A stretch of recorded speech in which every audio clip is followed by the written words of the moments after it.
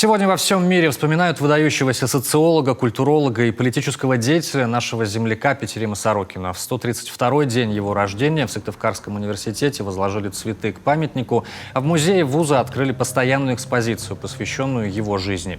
Биография Петерима Сорокина вместила все драматические события 20 века. Путь был тернистым, но это не помешало обычному мальчику из глубинки Коми стать великим ученым с мировым именем. До сегодняшнего дня продолжает изучать и его биографию, его труды, его глубинные мысли, скажем так, да. И нам очень радостно и, знаете, гордимся тем, что наш опорный вуз, наш дорогой университет носит имя великого нашего земляка Петерима Александровича Сорокина. Для нас получение имени Петерима Сорокина, кстати, в 2015 году, это был определенный старт к развитию. И мы уже сейчас лицензировали магистерскую программу по социологии коммуникаций. Мы ее аккредитовали и уже осуществляем набор. То есть это новый этап, новая веха в развитии нашего университета.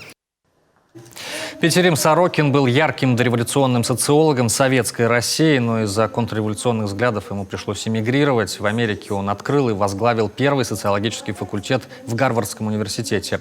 Петерим Сорокин был самым переводимым социологом того времени. В своих трудах выдающийся ученый дал ответы на вопросы, актуальные и сегодня. Почему происходят кризисы? Как они происходят? Почему они происходят остро? Почему происходят мировые войны? Вот на эти все вопросы он ответил. Он отвечал на вопросы такие актуальные, к чему ведут бедствия, эпидемии, как это все происходит, как это отражается на социальной жизни и действительности. Он был великим гуманистом, призывал к миру правительства, особенно вот в годы Холодной войны. Он доказывал, что мир может существовать без крупных международных конфликтов. Ученые всего мира продолжают изучать его теорию интегрализма, объясняющую кризисы, с которыми сталкивается человечество. Личность многогранная. Петерим Сорокин оставил после себя не только ученые труды, но и художественную прозу и поэзию.